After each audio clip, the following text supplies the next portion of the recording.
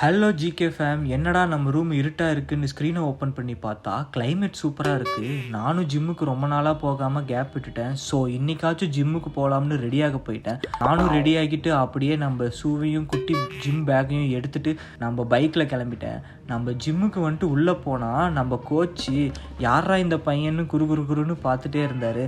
அப்படியே உள்ளே வந்தால் அட நம்ம ஜிம் ஓனர் ப்ரோ, எங்கே ப்ரோ ஜிம்மை சுற்றி பார்க்க வந்தீங்களான்னு கேட்க, நானும் ஆமாம் ப்ரோன்னு சொல்லிவிட்டு அப்படியே ட்ரெஸ்ஸிங் ரூமுக்கு போயிட்டேன். நம்ம பர்த்டே டேட்டை சூஸ் பண்ணி நம்ம பேகை வச்சுட்டு அப்பா ஒரு வழியாக ஒர்க் அவுட்டை ஸ்டார்ட் பண்ணலாம்னு பார்த்தா நம்ம 2 ப்ரோவும் வந்துட்டாங்க.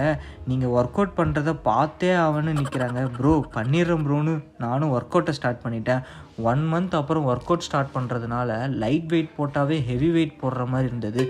நானும் நார்மலாக ஒர்க் அவுட்டை போட்டுட்டு ஒர்க் அவுட் முடிச்சுட்டு தண்ணி குடிக்கும்போது ஒரு ஃபீல் இருக்கும் பாருங்க. ஆஹா, எல்லாம் முடிச்சுட்டு நம்ம ப்ரோ கூட ஒரு பிக் எடுத்துட்டு நானும் ரூமுக்கு போயிட்டு பேக் எடுத்துட்டு கிளம்பிட்டேன். அப்படியே நம்மளும் போகிற வழியில் ஒரு ஜூஸ் கடையை பார்த்தேன். சரி ஒரு லெமன் ஜூஸை குடிச்சிட்டு போகலான்ட்டு, அண்ணே ஒரு லெமன் ஜூஸ் கொடுங்கண்ணேன்னு கேட்டால் அவர் லெமன் சோடாவை போட்டு கொடுத்துட்டாரு. சரி நமக்கு இன்னைக்கு லெமன் சோடா தான்னு நானும் அந்த லெமன் சோடாவை குடிச்சிட்டு அப்படியே நான் வீட்டுக்கு கிளம்பிட்டேன்.